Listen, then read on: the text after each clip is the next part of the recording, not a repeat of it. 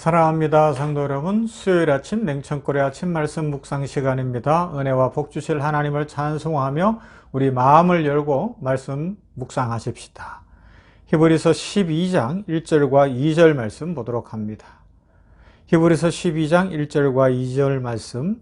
이러므로 우리에게 구름같이 둘러싼 흐다한 정인들이 있으니 모든 무거운 것과 얽매이기 쉬운 것을 벗어버리고 인내로서 우리 앞에 당한 경주를 하며 믿음의 주요 또 온전하게 하시는 이인 예수를 바라보자. 그는 그 앞에 있는 기쁨을 위하여 십자가를 참으사 부끄러움을 개의치 아니하시더니 하나님 보좌 우편에 앉으셨느니라. 아멘. 오늘은 믿음의 주요 온전케 하시는 이 예수님을 바라봐야 하는 이유, 다르게 이야기하면 흐다한 정인들이 있는데 그럼에도 불구하고 믿음으로 살아가는 것은 어렵더라.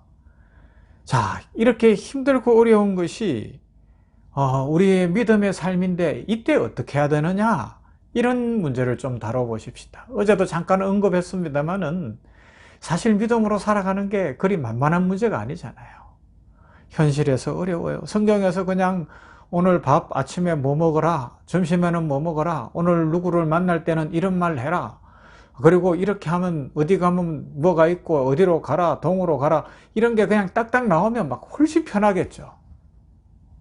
그런데 하나님은 우리를 로봇으로 만드신 분이 아니시죠. 그러면요, 하나님의 전체적인 뜻 안에서 우리의 자유의지와 우리의 지성을 갖고 믿음으로 판단하며 살아내는 거예요.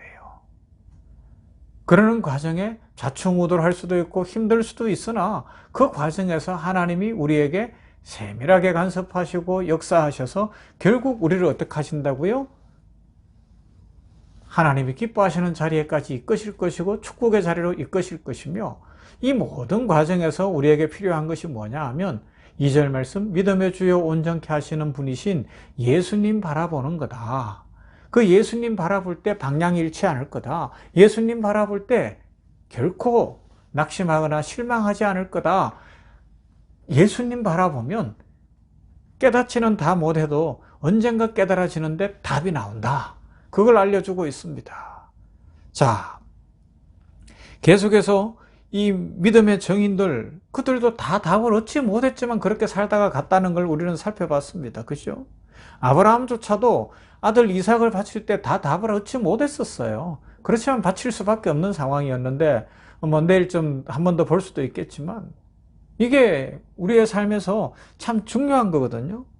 그런데 그 모든 과정에서 뭘 이야기하고 있어요? 역사의 주도권을 하나님이 쥐고 계시고, 하나님이 우리 삶에 개입하고 계시고, 하나님이 은혜와 복으로 약속하신 대로 이루신다는 겁니다.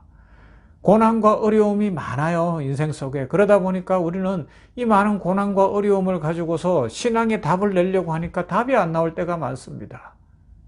나 예수 믿는데 왜 이렇게 어려워? 하나님이 나는 왜 예수 믿는데 남들은 다 잘 되는 것 같은데 왜 나는 쉽게 안 풀어주시는 거야? 내 인생만 이렇게 고달픈 거야? 그렇게 생각할 수 있어요. 그런데 열이면 열, 백이면 백, 예수 믿는 사람들이 다 그래요. 다 그런 생각을 갖고 있어요. 저 사람은 잘 되는데 나만 안 된다고 생각하는 것 같아요. 저 사람은 막 하나님이 복을 막 소나기처럼 부어주시는데 나만 하나님이 구름만 잔뜩 끼워놓고 주실 듯 안 주실 듯 그러면서 힘들게 한다. 이렇게 생각하는 사람들이 열이면 열, 백이면 백. 저도 그런 마음이 있어요. 왜 하나님이 내가 이렇게 목사로 살아가는데 나한테는, 솔직한 마음이에요. 그런 마음이 있는데, 그런데 다시 믿음 안에서 보면 하나님이 나에게 가장 좋은 것을 주고 계시고 하나님은 지금도 역사하시는구나, 이게 깨달아지며 그것 때문에 또 한 걸음 나아가고 또 변화되는 삶을 살고 희망을 갖게 된다, 이 말입니다.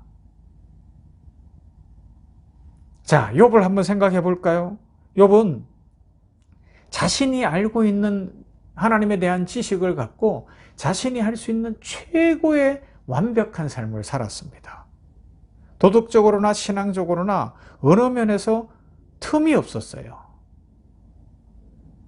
그런데 갑작스러운 고난을 당합니다. 모든 것을 다 잃어요. 자기 몸도 문제가 생겼어요. 친구들이 소식을 듣고 위로하러 찾아옵니다. 그리고 친구들이 하는 이야기가 뭐예요? 너 빨리 회개하라는 겁니다. 그런데 욥이 자신을 보니까 자기는 자기 지식에서는 완벽하게 살았는데, 흠도 티도 없이 살았는데 회개할 게 없다는 겁니다. 나 회개할 거 없다. 하나님 앞에 잘못한 거 없다. 그렇게 이야기하는 거예요. 그러니까 뭐라 그래요? 막 친구들이 너 그 말 하는 거 보니까 진짜 나쁜 사람이다. 그러니까 너 진짜 회개해라. 너 정말 그 회개해야 된다. 이게 요사이 말로 하면 뭐예요? 어떤 사람이 뭔가 막 자기 주장을 하고 뭐 이야기하거나 그럴 때 사람들이 제일 많이 쓰는 말이 뭐예요? 저 사람 참 교만하다. 이러면 더 이상 할 말이 없어지는 거예요. 교만하지 않은 인생이 어디 있어요? 하나님 앞에서. 지금 그 말을 하는 거고, 그렇게 말을 하고 그 다음 엘리후, 나이 많은 엘리후가 막 확인 사살까지 해버리잖아요. 그런데 그 이후에 하나님이 찾아오시는데 하나님이 주시는 답은 뭐예요? 내가 이래서 너한테 이랬다가 아니에요. 그러면요, 창조물을 보여주시고 창조의 과정을 말씀하시면서 욥에게 뭐라 그러는가 하면, 너는 나의 택한 자니까 이 하나님이 이루시는 이 창조의 역사, 그 속에서 있는 믿음의 이 새 역사 속에 함께 가자. 그 이야기 하시는 거예요. 네가 지금 당한 고난 이해 못하겠지?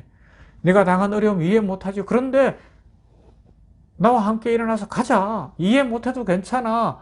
내일이 있어. 그리고 더 좋은 미래가 있어. 믿음이란 그런 거야.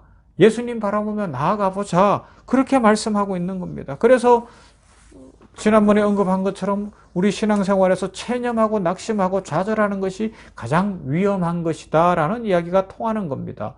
하나님은 욥에게 뭐라고요? 나는 너를 나의 동력자로 부른 거야. 너는 나의 아들이야. 내가 너를 복 줄 거야. 그 복의 세계로 나아가자니까. 이 현실에 매이지 말라고.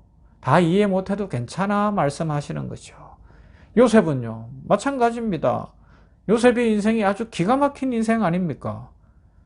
형들이 미국에서 죽이려다가 죽이지는 않고 미디안 상인들에게 팔았어요. 애굽에 갔더니 종살이가 시작되는데 10년 합니다. 그리고요, 감옥에 갇힙니다. 무고하게. 아주 고약한 감옥이었습니다. 왕의 죄수들이 있는데 발이 착고에 채였다고, 그에 대해서 시편 105편은 이렇게 이야기해요. 그의 발은 착고를 차고 그의 몸은 쇠사슬에 매였으니 곧 여호와의 말씀이 응할 때까지라 그의 말씀이 그를 단련하였다. 그렇게 이야기하고 있는 거예요. 도무지 이해할 수 없는데 나중에 보니까 하나님의 말씀이 응하더라. 그 이야기하는 거예요. 성경이 요셉을 통해서 우리에게 하고 싶은 이야기가 무엇이라고요? 우리가 오늘 겪고 있는 고난이 우리를 위대하게 할 것이며, 더 나아가 지금 우리들의 삶에 있는 모든 삶의 정황이 우리를 향한 하나님의 은혜와 기적을 보여준다라는 것을 이야기합니다. 하지만 당하는 입장에서는, 요셉의 입장에서 또 욥의 입장에서는 어때요? 너무 힘든 거예요. 괴로운 거예요. 이해할 수 없는 거예요. 억지로 참는 것 같은 거예요. 그런데 그 억지로 참는 힘도 하나님이 주시더라는 것입니다.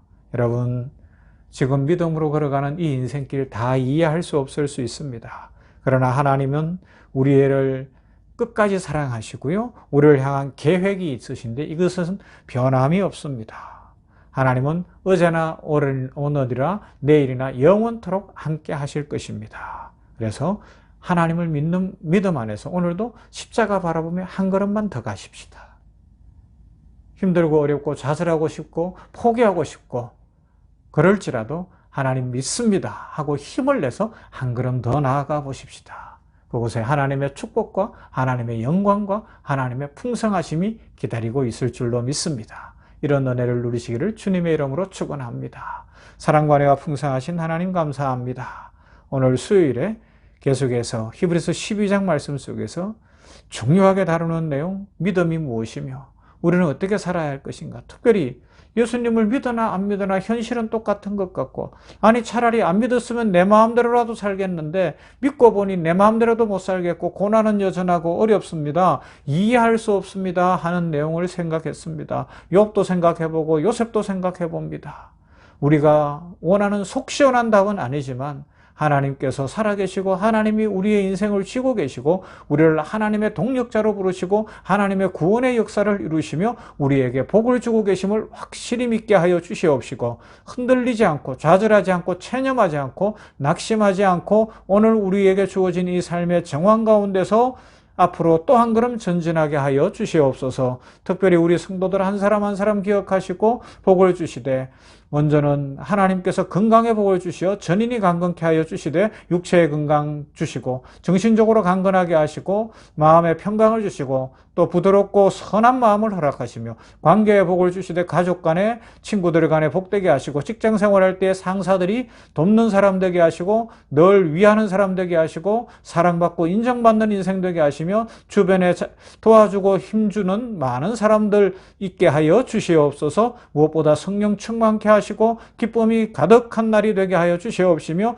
수요 치유 집회에도 기름 부어주시고 은혜 주시고 함께 모여 기도하며 주의 치유와 회복을 경험케 하옵소서. 찬양팀에게도 은혜 더하여 주시옵소서. 예수님 이름으로 기도하옵나이다. 아멘. 찬송할까요? 우리 찬송가 368장 찬송합니다.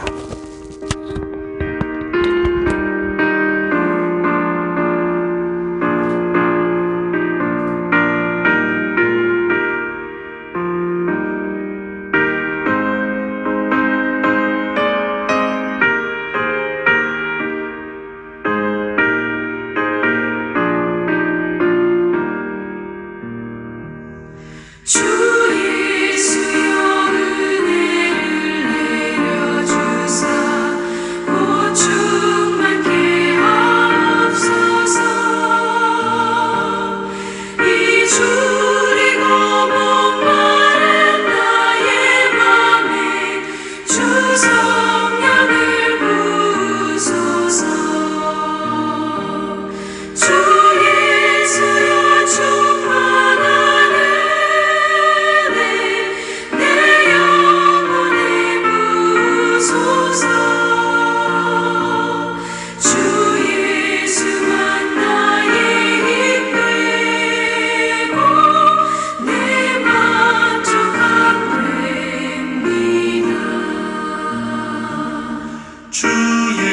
수여 은혜를